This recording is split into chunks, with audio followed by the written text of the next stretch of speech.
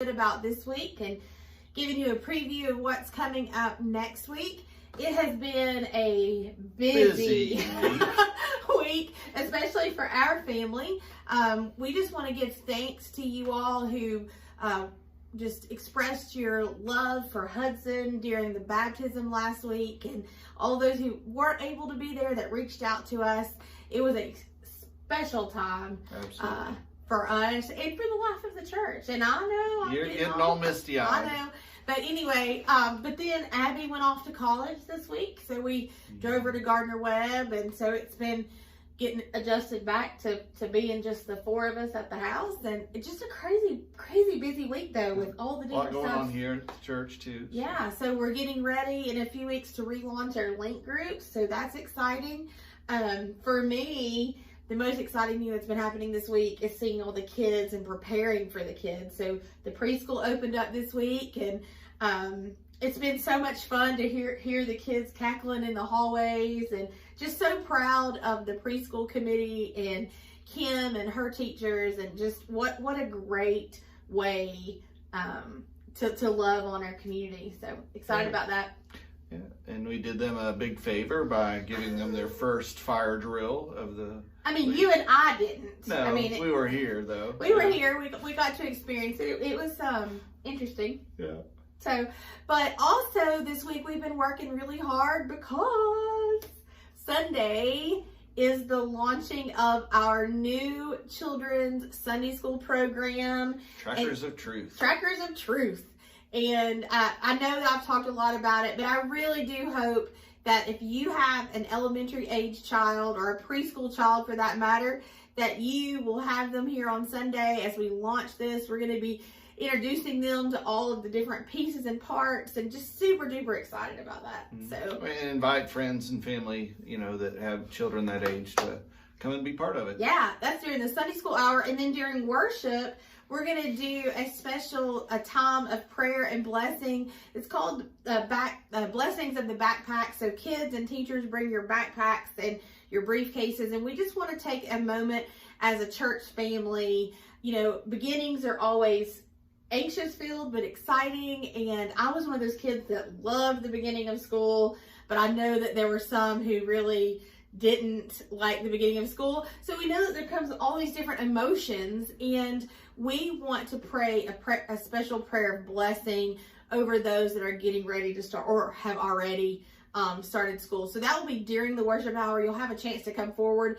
Even if you don't bring your backpack or your school bag, please still come on up so that we can pray for you as a church family and give you something. So yeah. Exciting times. It is. Exciting times. Super excited. You mentioned the anxiety, though, about starting school and all that.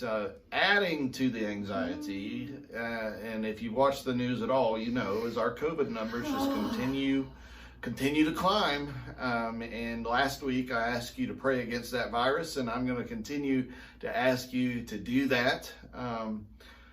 With that said, we also, as a church, need to think about, what are some responsible practices as we continue to gather together as a church. And one of the things is we're going to recommend, I think our verbiage was highly recommend, that people begin to wear masks again. And I think what we're hearing is that's not just for those who aren't vaccinated, but that would be important for those that are vaccinated as well. Because even though we're vaccinated, we're probably not going to get real sick with the virus. We can still get it and pass it on to others. Yeah, I mean, looking around, our family and friends that are in the medical field, I'm watching them start to wear their masks again in public. I know that this is a big source of stress for me. Like, I am so ready to be done with COVID. Like, me too. I don't even want to have this conversation. But we also have a medically fragile child in our home. And so as much as I don't want to deal with this anymore, and Lord knows I don't want to have to wear a mask again, I found myself this week kind of wearing it a little bit more and a little bit more, and just acutely aware of folks like Hudson who this particular strain could be really harmful to him. So, I mean, we're not saying that you have to wear a mask to be in worship. I mean, nobody's saying that. The church hasn't discussed this. And hopefully we won't get to that point again. That's our hope. That's our hope, right? But we encourage you to wear a mask. And it breaks my heart to hear about the hospitalizations and people getting sick again. And if I'm honest, it breaks my heart that we're just, as a society and as a culture, that we're having to think about this again, because it's kind of bringing the ugly out again. It felt like we were just about to get past it when this all started up again, and it's just heartbreaking for me. I'm sure many of you feel the same way. And if you'll allow me just to be real frank for a minute. Should I get nervous?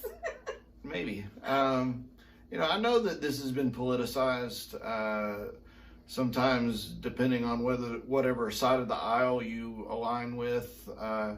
Sometimes that determines whether you think we should get a vaccine, or whether this is being overblown, or whether this is the worst thing ever. And what I'll say is, I think this should have never been politicized in the beginning. This isn't a political issue. This is a health issue.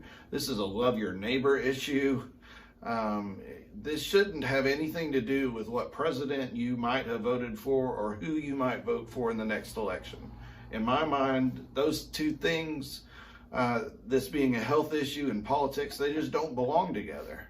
And I would say if you're concerned about the safety of getting this vaccine versus the risk of not getting it, talk to a medical professional. Don't get your news off of Facebook. Don't go to a right-wing or a left-wing politician, but look to real science and real medical professionals, and let's get our information in the right places. And I would just strongly encourage those who can, get the vaccine. Do it for yourself, do it for your neighbor, do it for kids like Hudson that aren't old enough and can't get the vaccine to protect themselves. This isn't just about me, and it's not just about you, it's about the community. Yeah, I think it's especially, I can remember in the height of COVID last year, one of the things that we kind of took away from that was that we felt that our kids were pretty safe. That COVID was really affecting us adults and those of us with medical conditions and that kind of thing. And I can remember us saying things like, but our kids need to be in school because it's not affecting them. And unfortunately, with this new Delta strain, that's not necessarily the case anymore. So I don't know. If you can't tell, our hearts are pretty heavy. Never did we want to have to make another announcement about COVID or even talk about it, and I want to reiterate that the church is not saying that you are mandated to wear a mask. This is not like it was last year when, we had a policy in place that said if you're going to come in these doors, you had to wear a mask. And if you weren't willing to, we asked you, to stay away. But we would encourage you to do that. Yeah. Maybe so that we don't have to get to that point. And hopefully we don't. Where we are with our COVID numbers right now is about where we were last October, at the beginning of October. And then by the middle of November, our COVID rates had doubled or tripled. Hopefully, prayerfully, that doesn't happen again. Yeah. So you may see some things a little different in the worship service on Sunday as we try to navigate how best to keep everybody safe and what people are comfortable at, because frankly there are people who are uncomfortable not wearing a mask and so we run the gamut as a church family about where we are in that. So you may see things a little different. You may see more people wearing masks. You may see people spread out a little bit more, which I would go ahead and highly encourage you to do that. Sure. But we don't want to get to the point where we have to put mandates, and Lord forbid we have to not have in-person worship. So, and some of you all may elect that have been coming to in-person worship to worship virtually, and that's we support that if that's a decision that you want to make. We would ask though that you continue to worship with us virtually and not just disappear. But we understand if that's where you land. So just to recap really quick, we've got a lot of children's stuff launching this week. Children's Sunday School is launching at 9 o'clock, along with all of our adult classes that are going on at 9 o'clock. And then we're going to have a Blessings of the Backpack, and that is for preschool through teachers. I mean, if you are going back to school, whether it's a student, a teacher, a faculty, a staff, whatever that looks like for you, we want to celebrate you and pray with you. And then worship at 10:30. So worship in person.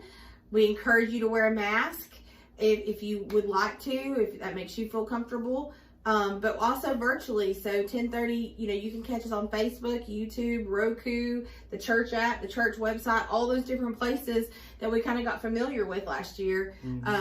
We work really hard to make sure that the worship service is effective at home as well as here. And so I encourage you to be a part of it, either here or at home. Yeah, and that's all for this week. And then next Sunday, we are still planning to do our gathering on the grounds. We had one last month, and it went extraordinarily well. Now, the weather was bad, so we had to move it inside. So the discussion today has been, we're not sure that would be an appropriate choice to move it inside. So we'll start praying for nice weather, and we will plan to meet next week. We'll get you more details as the week goes on. Yeah, there's some exciting things going to launch next week too, but so stay tuned. So gathering on the grounds next Sunday. That'll be in the evening. Yep. And don't forget about Appalachian Fair parking. Sign up. Bring water, but sign up for parking, especially Thursday, Friday, and Saturday. So we love y'all. We hope to see you either in person Sunday or online. God bless.